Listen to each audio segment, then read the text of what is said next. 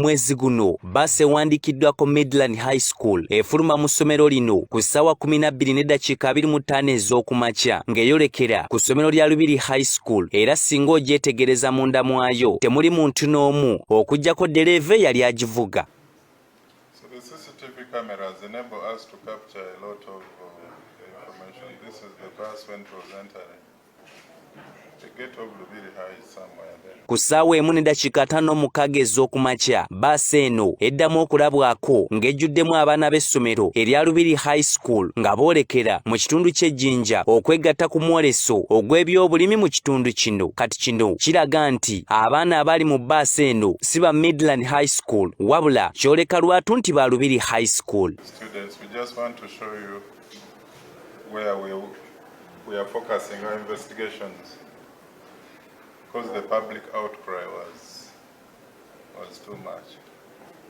There now when it came out with the students. Oyinza okulowooza wa gye nkutwala ke katambi kano akaasaasanya edda ku mikutu gimugatta bantu nga kwoleka abaana abali mu baasi ya Midland High School mu kitundu ky'e Mukono nga baliko ebikolwa bye bakola. So during you can see some bit of movement here,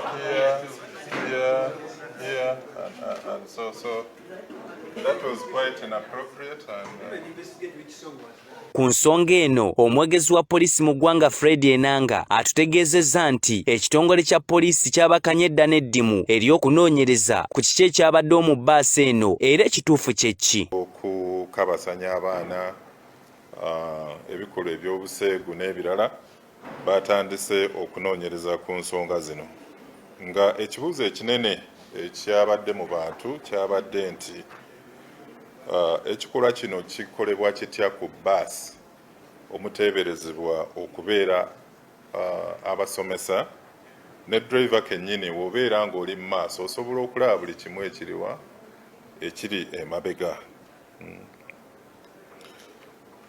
N'olw'ensonga eyo bye tugenda Enanga agamba nti bye bagenda okussaako essira kwe kulaba omusomesa ki eyali alina okubeera mu bbaasi eno oba olyawo temwali era nti baagala n'omuwendo gw'abaana bonna ababadde mu bbaasi eno kisobole okwanguyiriza kunoonyereza kwabwe. Eyo bye tugenda okutunuulira oba kajojijoji w'ebibuuzo agenda kuba nga twagala okumanya musomesa ki eyali alina okubeera mu bbaasi eno oba musomesa ki waliwo omusomesa eyali alina okuwerekera abaana bano ab'obuwala n'ab'obulenzi.